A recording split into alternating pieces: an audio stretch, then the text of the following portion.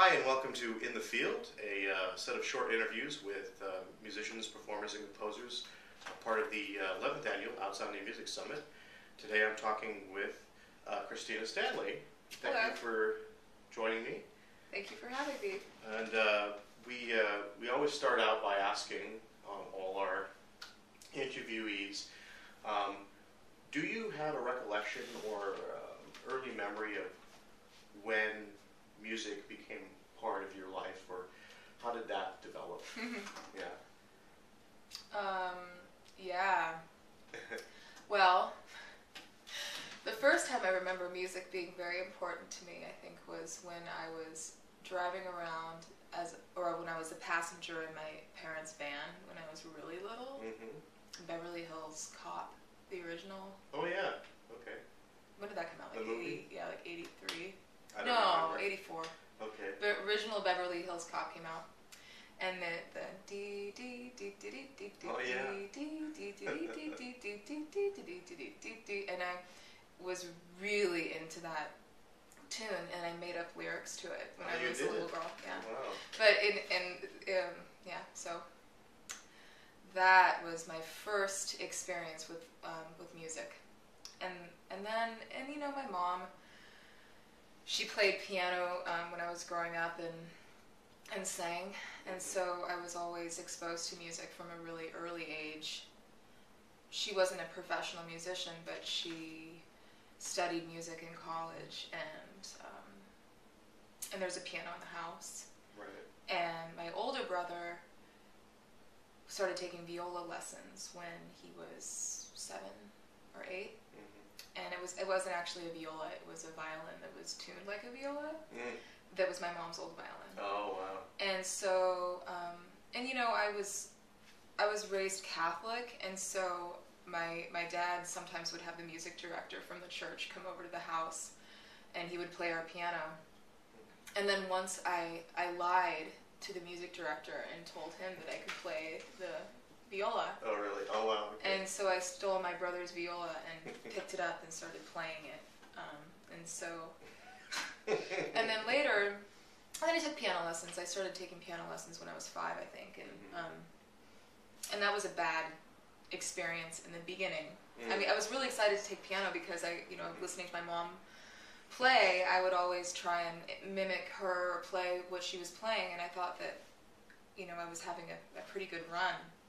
But then this teacher came in and she told me that I was terrible, so that was pretty sad.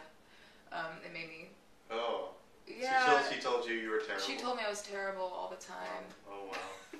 And then it's funny because then I became a piano teacher, strangely. Oh. For the last 3-4 years, a piano teacher. And part of my philosophy is just to not teach like her. And that's So in essence, she was an inspiration. She was a huge influence on me. Yeah. In my teaching. Right. Helped you to know what not to do. Exactly. Even though you sometimes really want to, you don't do it. And how old were you when you used your brother's viola? Oh yeah. So then I took piano for a couple years, and then I wanted to play trumpet, when the time came in school, because in public school, to, what do you want to play? I wanted to play trumpet because all my friends were playing trumpet, and I thought it was, bombastic and loud. Sure.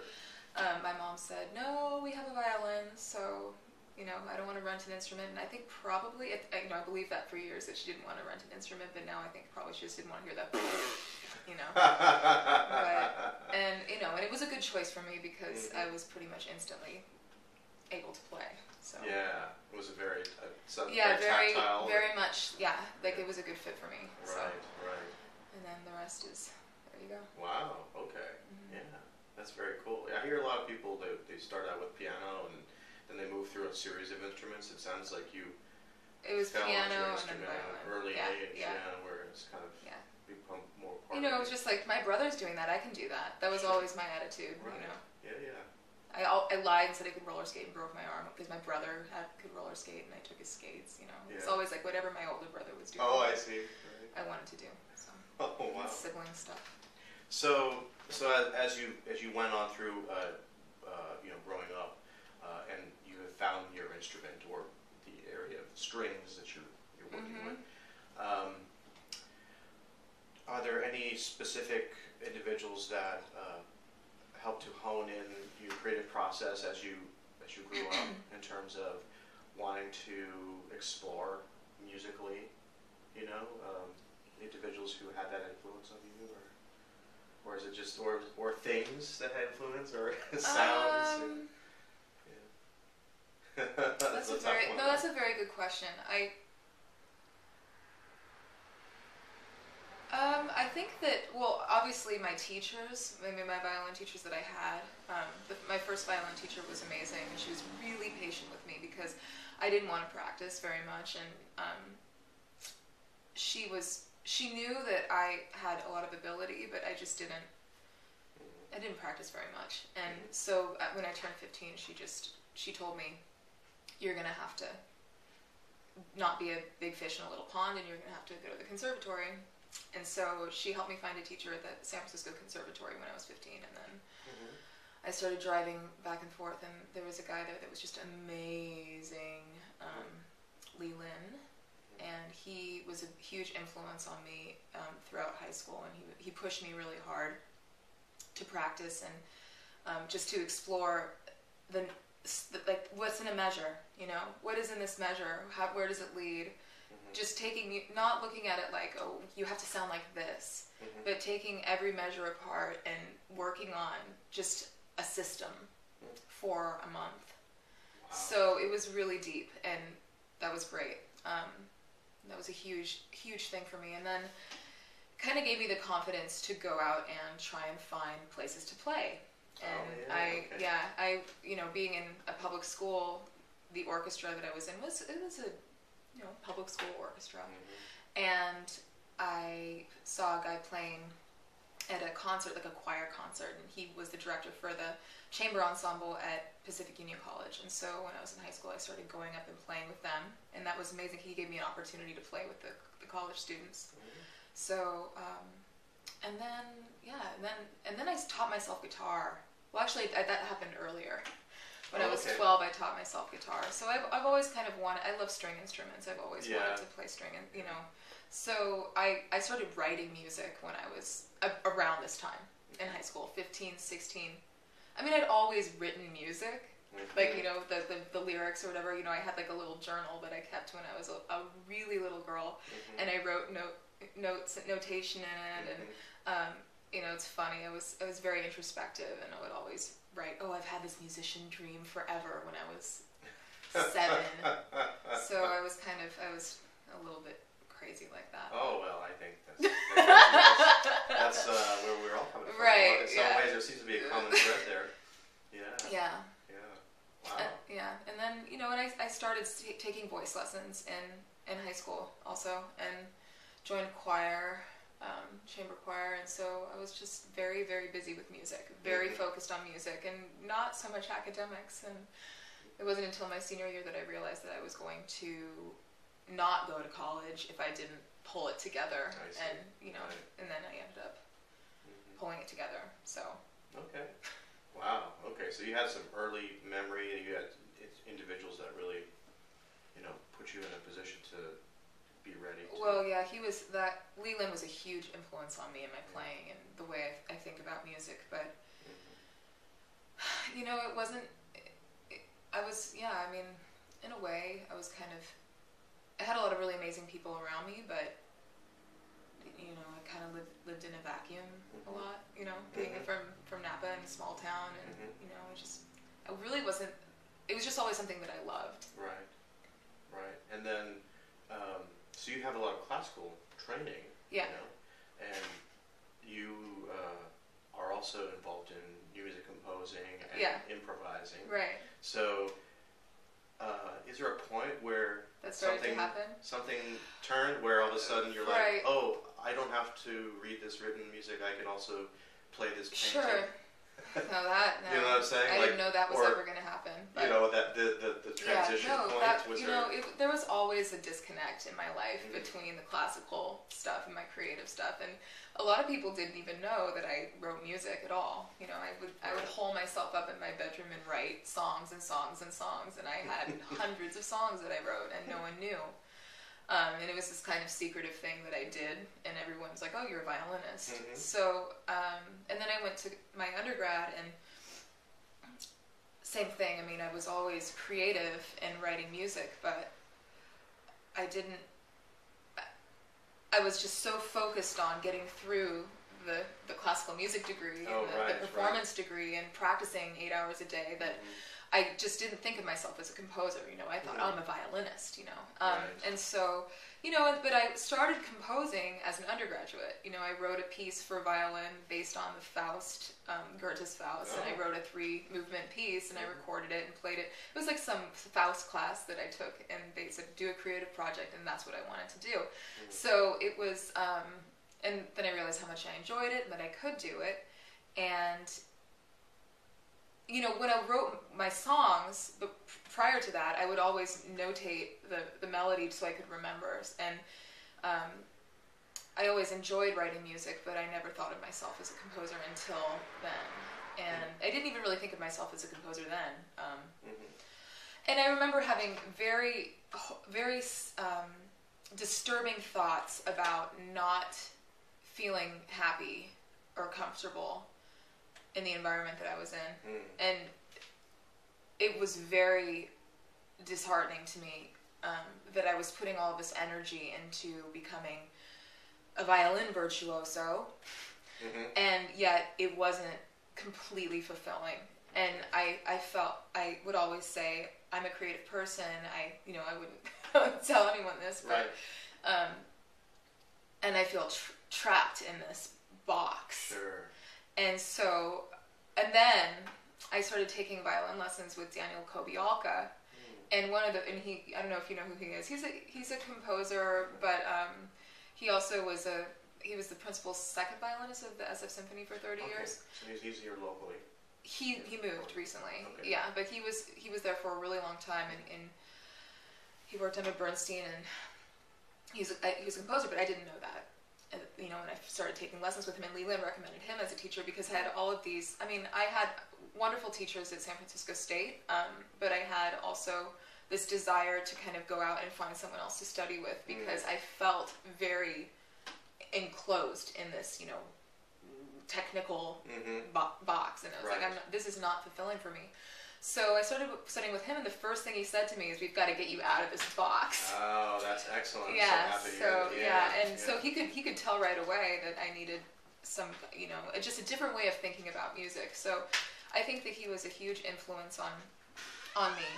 Probably the biggest influence on my creative, because he was really into new music, and he had books on Harry Partch, and Lou Harrison wrote him a violin concerto, and it was, he taught at Mills. Oh, there you go. So, and then, anyway, I could go on and on and on about what happened next. But then there's the Mills connection, so there was the Mills right, connection. And so it was always kind of a seed in the back of my head. In the meantime, I was, playing in bands and, writing music and that kind of thing. But there was still that disconnect. Right. Wow. That's quite intense. Existed for a long time. Yeah. Right. Till like the last, maybe 3-4 years. Oh wow! Okay, always there. Yeah. Wow. So I also asked folks if they have any non-musical influences, like other art forms, other activities that have influenced your compositional style and music, or is it purely musical? No. Yeah. No, because I think everything kind of fits together. Right. It's just structure, right? Well. Yeah. For me it is. Yeah. I'm very influenced by art, Yeah. I'd say Kandinsky is the first thing that comes to mind. I love Kandinsky, and the motion, when I look at a piece of art, it's the motion and the energy behind it that conveys music to me. I know that sounds kind of unbelievable, but it's not that I hear the music when I look at a painting, but I definitely, if there's enough force and motion behind it, then I can envision easily, like, what would that sound like? And especially with his artwork. And yeah, I mean, I'd say that, I mean, I always wanted to paint in black and white. Mm-hmm. Okay. And so color started to have a huge impact on me emotionally. I was working as a makeup artist actually after really? after my undergraduate, and I was kind of floating around, playing in bands, doing different, playing gigs and teaching a little bit. But all of a sudden everything changed for me. It was when I look at color now, I feel an emotional impact with the color. So now I have this extra dimension for my scores, where it's color, texture. Texture is huge for me. Texture, movement, energy, and structure. There has to be, I think probably the classical influence is huge. Sure. I mean, that's structure is a very important part. But yet within that, I mean, I have rules, right? I'll type out rules for the score, but then within that, there's always room for improvisation. I think that's very important. Yeah. Wow. Okay. So, well, that leads right up to what you're planning on presenting at the summit this year, right? I think I read something about oil canvas paintings. Yeah. Right? So I have two scores. One is for string quartet, and the other one is for violin and cello. Okay. And the one for string quartet I had actually scored before for electronics, percussion, and strings. And I composed it thinking about those, that particular instrumentation. But in working with some colleagues and going through that experience of performing it, I received some advice that it would be well scored for string quartet, or it would be well suited for string quartet. And I think I actually started thinking about it, and I was like, that's true, actually, because, I mean, being a violinist and being a string player, I think that, I think about percussive sounds as being represented like this, but I think that it would lend itself really well to string quartet, so we'll see. Okay. And then the other one specifically is for violin and cello, and that is, I could talk about the process of how I created those. The one for string quartet, I started with a lot of detail, and then I proceeded to back off from it. It was just, I drew everything in pencil first with a ruler. I mean, it was kind of the way that I've always done it. And that took me a very long time. And, painstakingly going in and detailing every little pixel. And that was, So, wow. And it took a really long time. And then the other score, the one that I've completed most recently, I've been working on it for a while, but I moved. I had a lot of personal changes in my life that demanded my attention, and so I had to create a new way of artistic process. I had to find a new artistic process to do this, because it wasn't going to work the other way. Okay. So I started thinking about the last one that I did, the overall shape, and I drew it right away. Like, when I had this idea, I drew it right away, and from there it started to build. And so there's this central shape.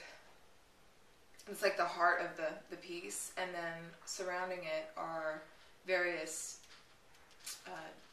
not duets, it's just like two voices, and they're all over the place, and it's influenced a lot by Xenakis and Mika S. Okay. I started studying Mika S, and so the idea of, and it's also in my improvisation, I do a lot of voice exchanges. I like that idea of having one voice come up and take the place of the other, and so because it's a duet, I thought it would be kind of interesting to have, like, on a microcosm level, have these individual duets going on with each person. Right. So anyway, that's a lot of that, and texturally, like the way that it looks, and the kind of feeling you get from it, there's a lot of that texture going on in the strings as well. So. Oh, okay. Yeah. Wow. So it's going to be interesting, to say the least. Yeah, I guess. But the visual parts of this, will you bring them with you, or? Yeah. You know, I mean that's like definitely they're paintings. Put so them out yeah, they're folks can 40 by 40. Yeah. Okay. Definitely you'll be able to see them. Great. Oh yeah. Yeah. I hadn't thought about that part. Oh, that's okay. The presentation. Yeah. Well, yeah. I'm probably gonna have to get an easel or borrow an easel or some kind of. Or we can put them on chairs. Yeah, that's true too. You know. Yeah, I did that at the luggage store. Oh, that's right. Yeah, or there was an installation that allowed itself to. Yeah, I don't know, it was something. Presentation. Yeah, it was something. Yeah. Right. Exactly. Oh, that's great. Okay. Wonderful. Well, to say the very least, I think we'll allow folks to experience that themselves. And they need to come on July 19th. That's right, July 19th. Yeah. At the Composer's Muse theme, which is what we're calling it that evening. Polly Muller is the guest curator for that night, actually. So, okay, well, thank you so much. I really appreciate you coming by and talking with me. Thank you. And we look forward to hearing you in a few weeks. Yeah. All right, Thanks a lot. All right.